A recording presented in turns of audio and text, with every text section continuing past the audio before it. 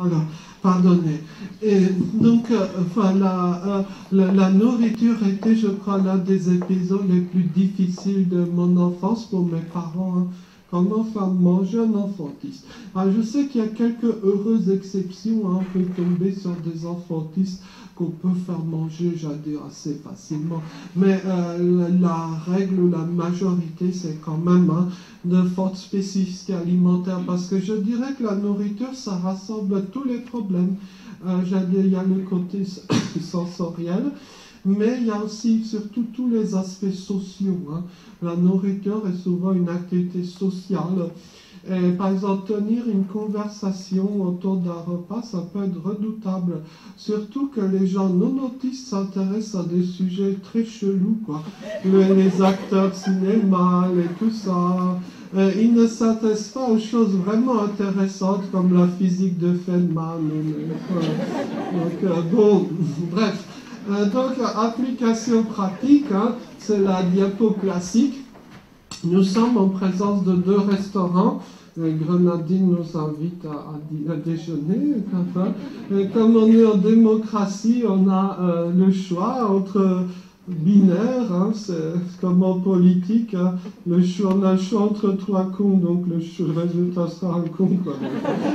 Bon, bref, on a donc le choix entre 2 options. Il y a la version bling bling, hein, qui est à peu près là, et on a une version plus prolétarienne qui est ici. Donc, bon, je pense qu'à titre personnel, je choisis la version prolétarienne, quoi. Pour plusieurs raisons, parce que ici, vous voyez ce que vous allez manger.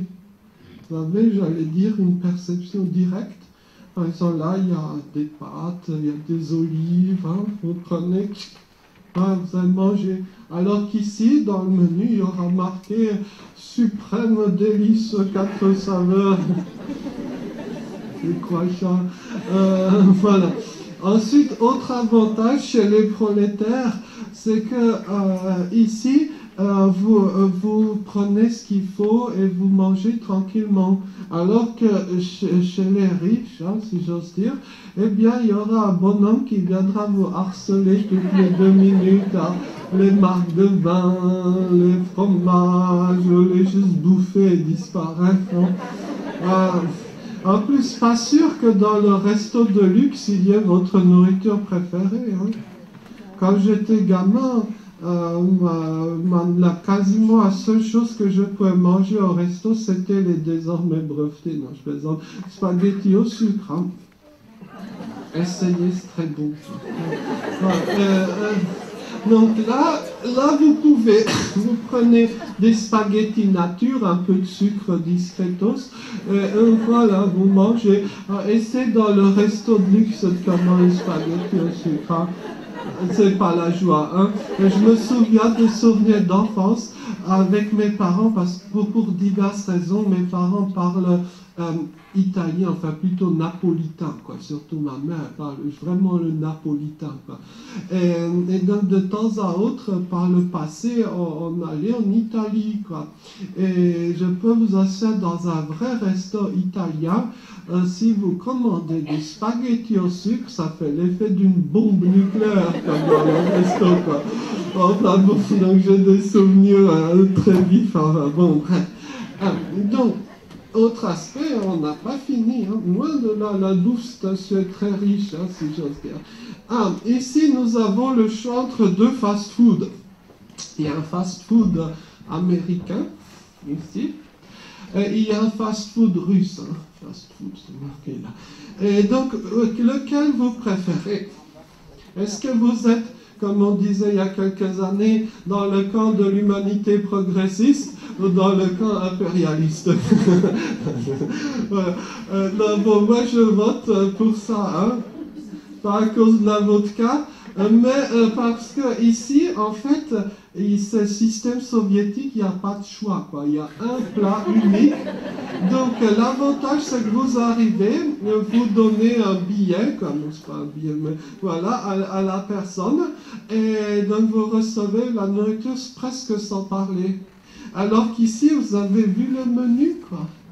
La personne, la vendeuse, elle va vous poser mille et une questions. Alors, sauce comme ci, comme ça, alors, bien cuit, pas bien cuit, trop pas bien cuit.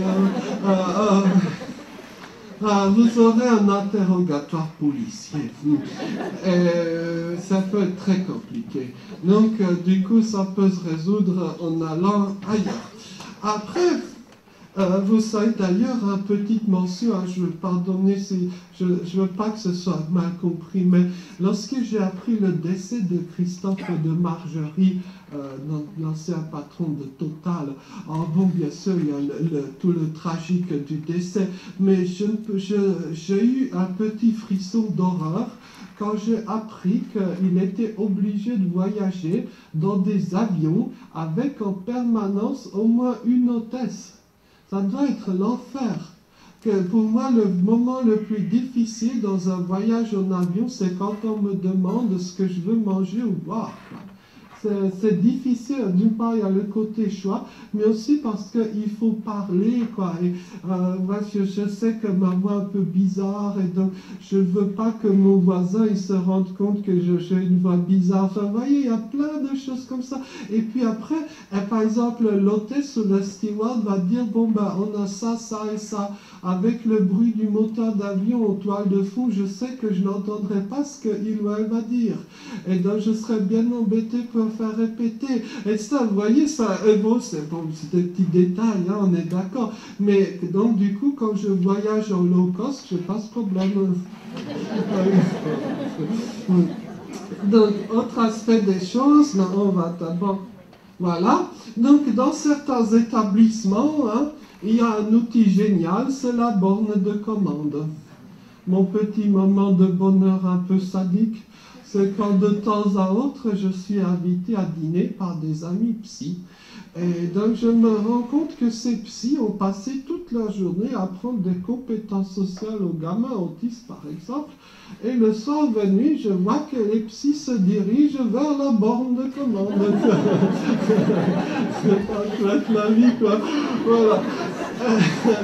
Donc, bon, bref.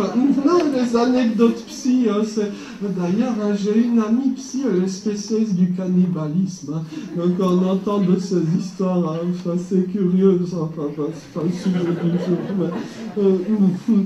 Alors, c'est le temps est venu de vous présenter ma boulangerie préférée. C'est une boulangerie, je dirais, pleinement autiste. Hélas, la boulangerie est un peu loin, quoique ça peut être un bon motif de voyage. Elle est à Hong Kong. Pour les connaisseurs, elle est juste en face de la station de métro Mong Kok. Et donc, à cette station-là, maintenant, quand je vais à Hong Kong, je prends toujours une chambre dans le coin, quoi, pour ne pas être loin de ma boulangerie.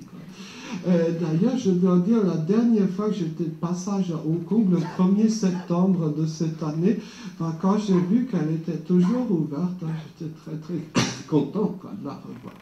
Alors, pourquoi cette boulangerie? Allez-vous me dire, après tout, hein, c'est une boulangerie, bon, peut-être pas très attirant. Je ne suis pas doué pour prendre des photos, hein, excusez. Voilà.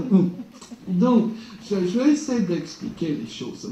Dans une boulangerie classique, je dirais, il y a le moment, qui fait peur par excellence, c'est lorsque vous vous retrouverez face au vendeur ou à la vendeuse et que vous devrez dire dans le bruit ambiant avec le stress des gens qui sont derrière vous, etc., « Oh, je veux ceci ou cela », sachant que la réplique, ça peut être « Non, il n'y a pas ».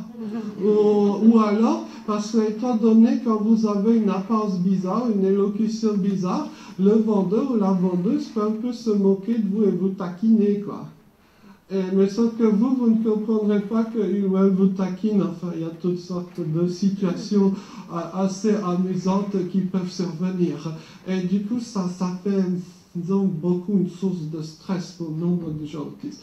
Mais ici, hein, il n'y a pas ce problème. Parce que vous entrez, on ne le voit pas bien, mais ici, il y a une pile d'assiettes en plastique. Vous prenez une assiette en plastique, il y a des pinces qui pendent. Vous prenez une pince et ensuite vous rentrez et vous regardez ce que vous voulez. Vous ouvrez vous-même, hein, il y a des espèces de clapets en plastique transparent. Vous ouvrez, vous prenez ce que vous voulez, vous le mettez dans l'assiette. Et une fois terminé, vient donc le deuxième moment critique. Dans une boulangerie habituelle, l'un des moments que j'aime pas trop, c'est le moment de payer. Alors, vous direz, c'est général.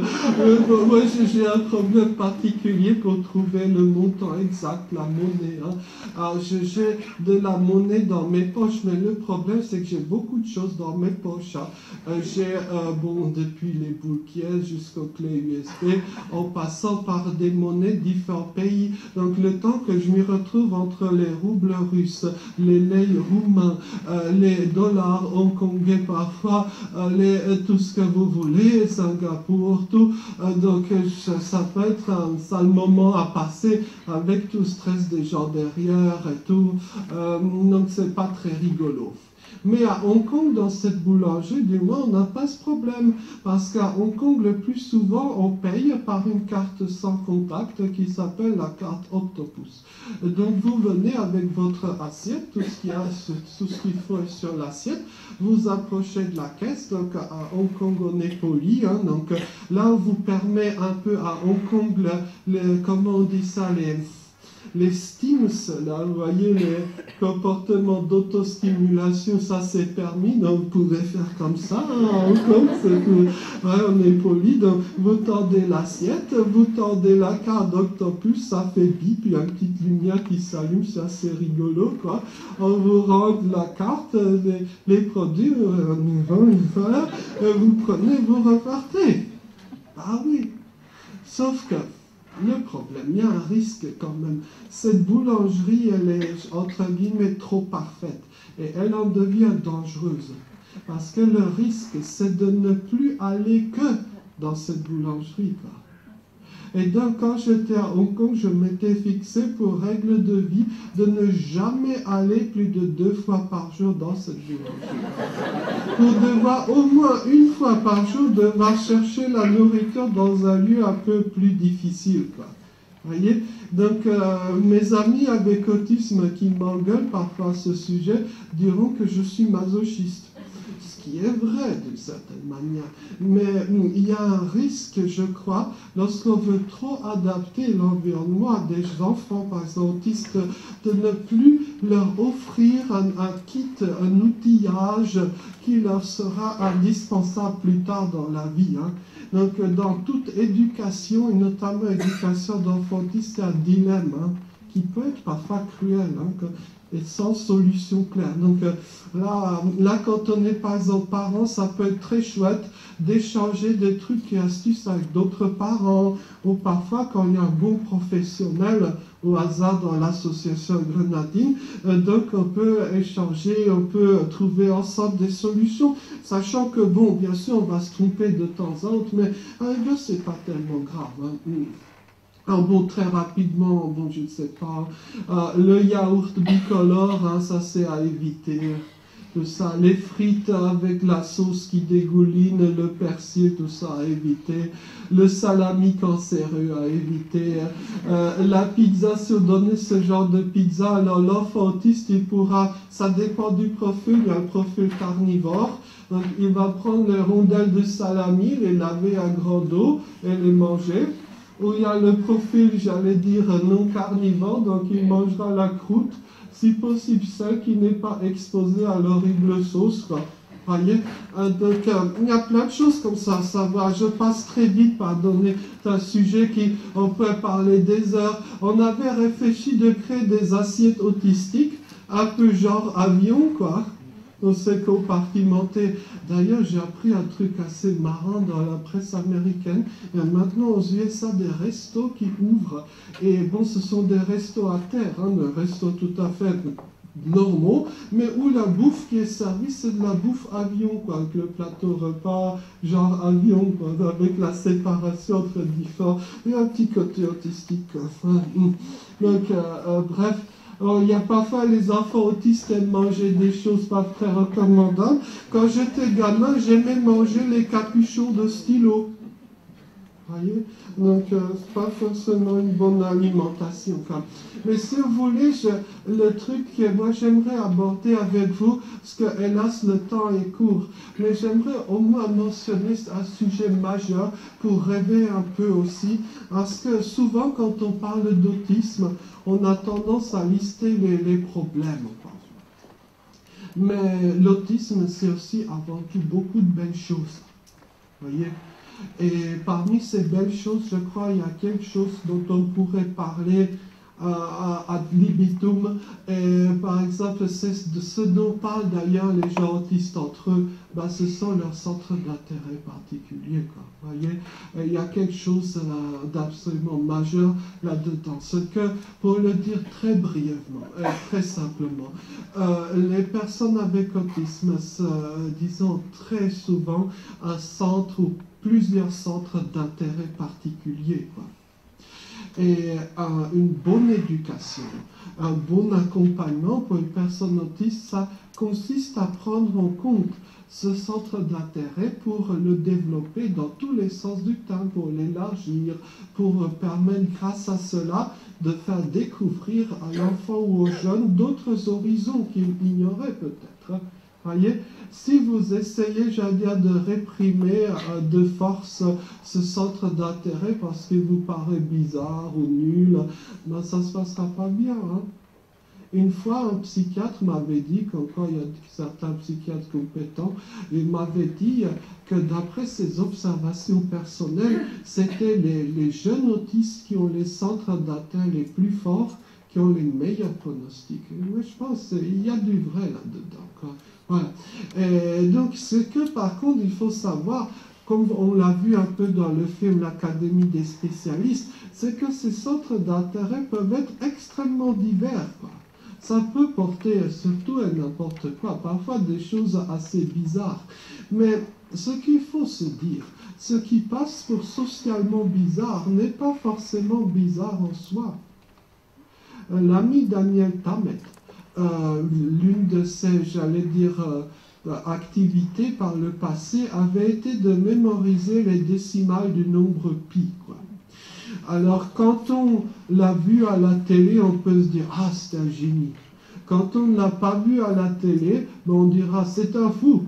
Vous voyez. Mais à côté de ça, il y aura un passionné de sport, par exemple, qui connaîtra par cœur tous les résultats de toutes les équipes d'aujourd'hui, d'hier, d'il y a 5 ans, et ça on dira, bah, c'est un passionné de foot. Voilà. Donc, alors que ça fait appel à des mécanismes très similaires, finalement, mémorisation de nombres. Donc, voyez, donc ce qui passe pour fou dans tel cadre culturel peut passer pour normal ailleurs et vice-versa. Hein. Il y a une dimension, je dirais, culturelle à ne pas négliger hein, dans tout ce qui est autisme. Et donc, les handicaps spécifiques, les atteintes spécifiques peuvent être liés à, par exemple, une des connaissances encyclopédiques. Il peut y avoir un côté collectionneur.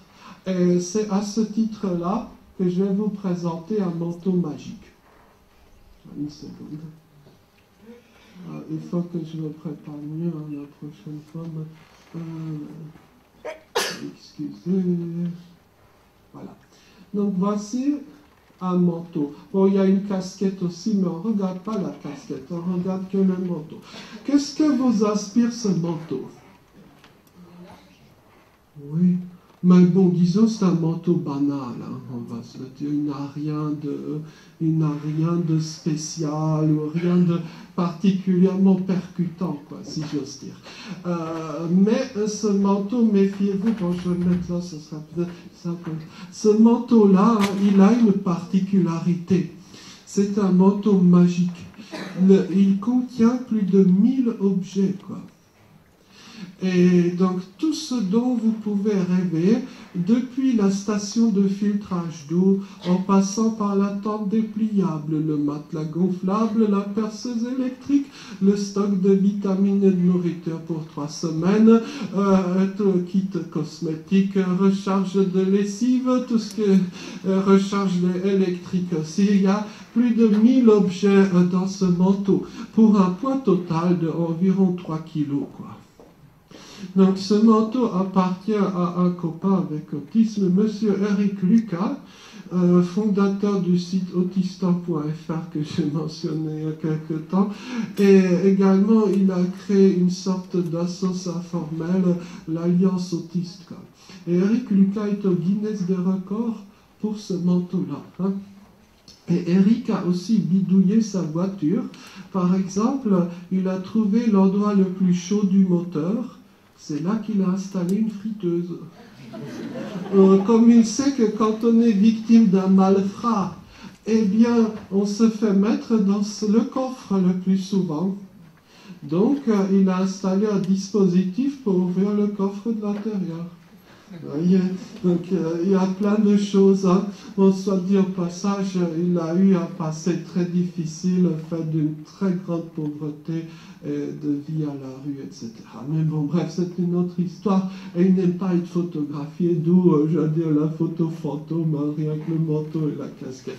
Donc, soit dit au passage, la casquette, ça peut être très important pour des gens autistes parce que ça coupe les interférences lumineuses venues du haut, quoi. Voyez, et quand je suis à la maison et quand les gens ne me voient pas, alors parfois je mets des couvertures sur ma tête en étant assis, quoi, pour avoir un peu genre burqa, enfin pardonnez, mais ça peut réduire les interférences lumineuses et autres.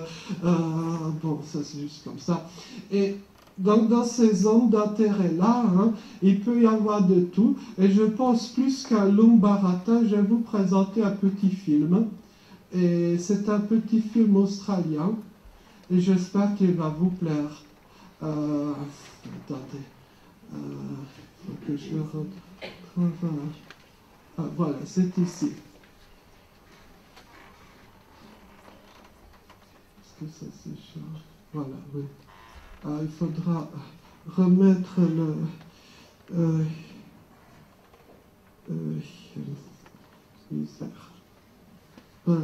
Une petite présentation introductive. Ce film, en fait, pourquoi je vous le montre? Parce que fin septembre avait eu lieu à Bâle, en Suisse, le Festival international du film handicap. Et une fois de plus, ça c'est pas la première fois, loin de là qu'il a eu lieu. Il y avait des films géniaux du monde entier. Il y avait des films, bien sûr, anglais, australiens. Ce sont des pays traditionnellement excellents créateurs de films et de cinéma handicap. Il y avait cette année 3 films polonais dans la sélection finale. Un film vénézuélien, c'était le plus drôle, c'est pour lui que j'avais voté. Et hélas, en termes de représentation de la France, hein, une fois de plus, bref, vous avez compris l'histoire.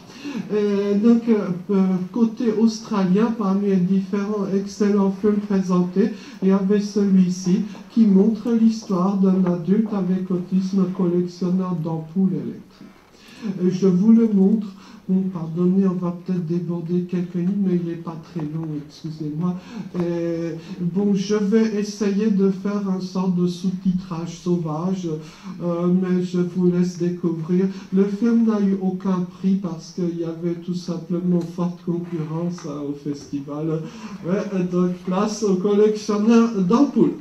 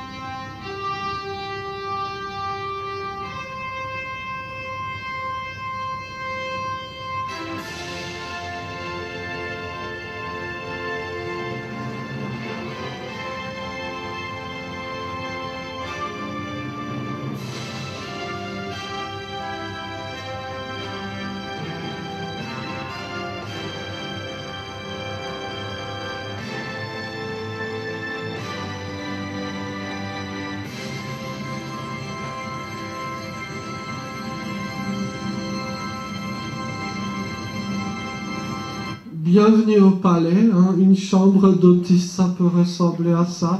Parfois c'est bien pire encore. Pour deviner pourquoi je ne montre jamais de photos de ma chambre, je plaisante. En tout cas, j'ai déjà visité des lieux d'habitation de gens autistes hors du commun, hein, entre les collectionneurs de livres qui remplissent tout de bouquins incroyables. Lui, bon, il va vous expliquer ce qu'il y a. Alors, le côté drôle du film, c'est que bon, d'une part, il parle avec un accent australien assez prononcé, donc tous mes camarades autistes imitateurs, je dirais, ils kiffent ça, quoi, voilà, donc il y a ce côté-là. Il y a un autre aspect, c'est qu'il parle de manière très technique en permanence, il parle assez vite et il ne raconte que des trucs très techniques. Donc il va vous faire maintenant une petite leçon de spectrographie du mercure. Tenez-vous prêts.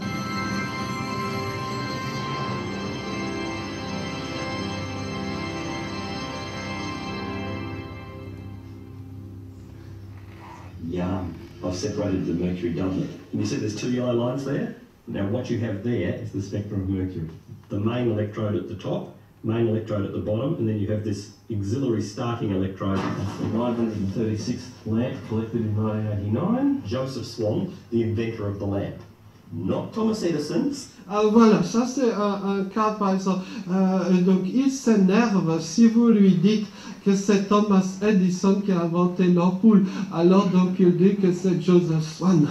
Et ça, si vous avez un gamin autiste à la maison, si vous faites une faute sur les dates par exemple, ça peut plomber l'ambiance dans la famille pour longtemps. Hein. C'est très sérieux. Hein. Et d'ailleurs, quand vous êtes prof, même chose. Hein. J'ai réussi à traumatiser une fois un conservateur du musée national du Caire. Vous savez, là où il y a toutes les momies et tout ça. Parce qu'il avait dit que le successeur de Ramsès II était Ramsès III. Donc j'ai aussitôt, comme le dirait Ségolène, rétabli la vérité. Et depuis lors, il m'envoie des mails. Hein. Pardon. Fox 180 low pressure sodium lamp. Most of the people who invent all these amazing things, you think, like clothes, oh, would it be an electrician? No, he's a chemist. Same degree that I've got, chemistry degree. The colour rendering index of 0. You can't make out any colours in anything. I collect light globes, or electric lamps, as we actually call them. Americans like to use the term light bulb. Alors là, il y a un autre point. En gros, quand on parle en dialecte américain, pour dire l'ampoule, on dit généralement light bulb. Alors que lui, il est australien, donc il dit light globe. Voyez? Et il n'aime pas que vous utilisiez l'expression américaine light bulb.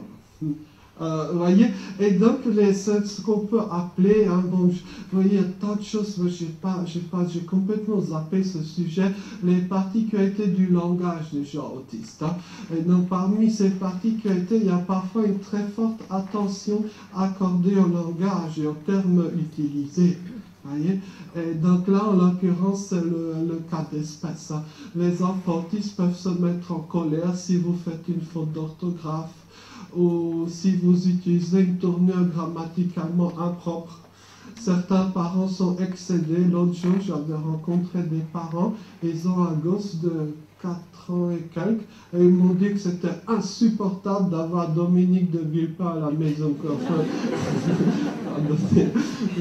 Which we tend to avoid, like the plague. Okay, this is sort of what it takes to store 10,000 lamps. Donc là, il y a 10 000 ampoules ici dans cette pièce. This room was once a doctor's consulting room. C'était un cabinet médical, hein. Il a bien réaménagé tout ça. There's 200 odd of these boxes. There is an absolute treasure in this room, and it's becoming more valuable all the time. So here we have the magnetron. Ah, là, ça c'est là généralement quand il y a des gens autistes dans ça, ils me demandent d'arrêter, ils analysent cette image, c'est assez marrant. En gros, ce qui s'est passé, il va vous expliquer, il a démonté un micro-ondes. Et voici donc les entrailles du micro-ondes, mais arrangées bizarrement à sa sauce. Et grâce à ça, par un dispositif, ne me demandez pas comment il fait, il va vous montrer un éclairage très particulier avec une lumière très spéciale dans quelques secondes. Comme quoi, ça peut être un peu dangereux, hein, mais bon, bref. Which is the same as what you'd find in a microwave oven. Et puis, comment il dit the same, c'est vraiment ça, c'est une prononciation très particulière. Pardon. And then underneath is a piece of waveguide, which is a rectangular hollow tube that channels the microwave radiation from the J stub or the magnetron along to the lamp at this end. There's an enable line here. Right, once I close the enable line, up she comes. It's absolute overkill. All this shit for just one little lamp. Là, bon, pardon. Là, il va vous expliquer un autre truc. Quand il avait 4 ans, donc vous imaginez le bambin 4 ans tout petit, hein, il a fait toutes sortes de montages avec des ampoules. Il va vous raconter un incident mauvais qui s'est passé une fois, qu'il tenait donc les 2 ampoules et son doigt avait glissé d'une gaine sur un fil dénudé. Et il a reçu une décharge. Et il va vous montrer très visuellement ce qui lui est arrivé. Je vous laisse découvrir à 4 ans, je précise. These sockets. One of them wired the correct way round, then the other socket was the same. I wired it when I was about 6 years old, and it had the active and neutral the wrong way round, and then the metal casing wasn't earthed at all, so it was floating, and the porcelain ring at the top was broken and missing. That socket that I wired when I was 4 years of age, that was on the hot side of the supply. So I was running the 2 globes in series off one choke. That's how I got them both together at the same time. But when I held them up, my finger rolled over the top of the socket with the broken porcelain ring. And I could feel the 50 hertz. I like this. The minute it stopped, my brain signal took over, so the arms just went vroom, and I was sort of a bit shaken, and I thought, geez, I could have gone to heaven then. I'm going to do a little experiment with you later. I'm going to see how much energy you can get out of your body and light up a few globes. Là, il va vous montrer comment maigrir façon autiste. To convert some of this into energy. The hardest part of this is welding up and getting all the mechanical bits to work, the mechanical impedance matching along that chain. But I couldn't get enough V's out of it, so I built this 3-phase voltage doubler with capacitors that I flogged out of inverter air conditioners. And it gives me about the right impedance. Toujours très technique, quoi, c'est assez marrant. But this fat old body can only generate about 60 watts. Bon, ça c'est la maman. Comme on n'a pas trop le temps, on va zapper la maman. Les psychanalystes verraient ça d'un œil très particulier, mais voyez. Alors là, il va vous montrer une technologie bien à lui. On est presque à la fin. Il va vous montrer une technologie bien à lui. C'est une ampoule qu'on peut éteindre en soufflant. Il va vous montrer ça. How anathema is that? A lamp that you can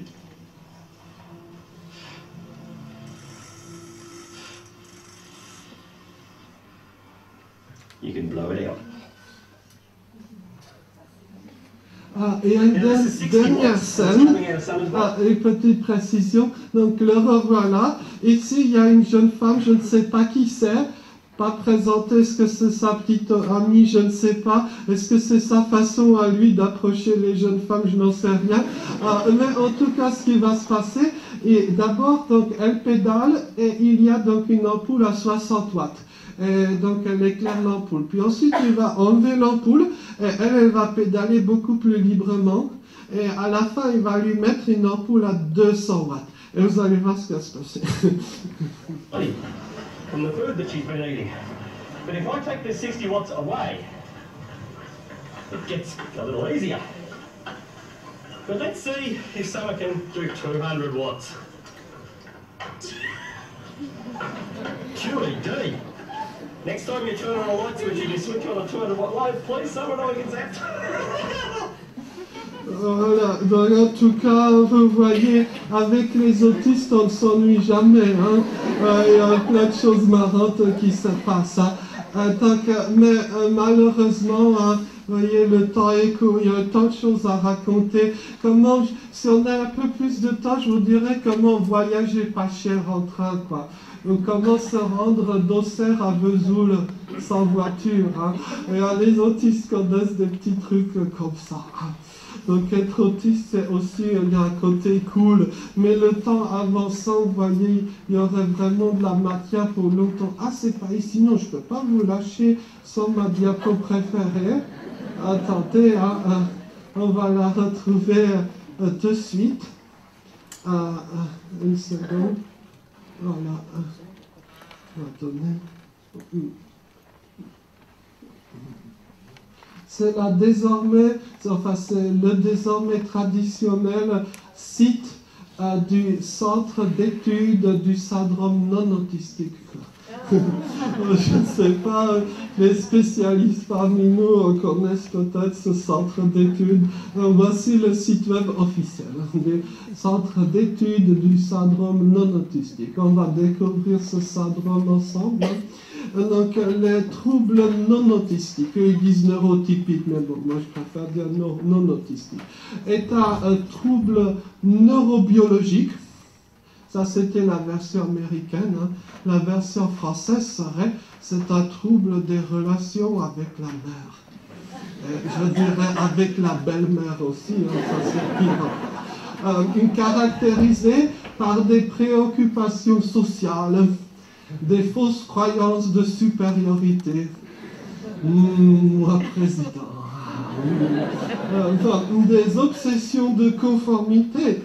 Ça, c'est quand votre adolescent souffrant de non-autisme a des accès de rage car il n'a pas la même marque de frein que ses petits camarades.